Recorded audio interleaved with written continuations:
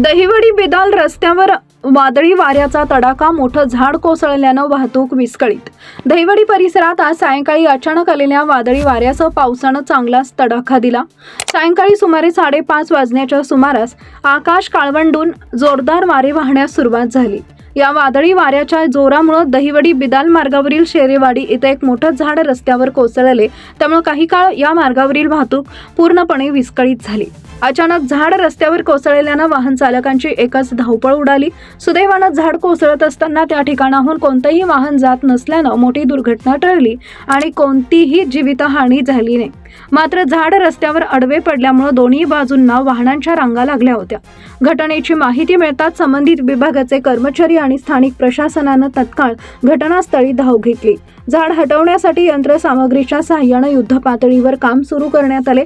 काही काळाच्या प्रयत्नानंतर वाहतूक सुरळीत करण्याचे काम हाती घेण्यात आले। दरम्यान अचानक बदललेल्या हवामानामुळे परिसरात जोरदार वारे आणि पावसाची स्थिती निर्माण झाल्याने नागरिकांनी आवश्यक ती खबरदारी घेण्याचे आवाहन करण्यात आलं आहे।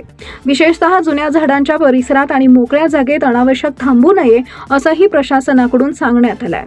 आज न्यूजसाठी संदीप जठार, गोंदवले।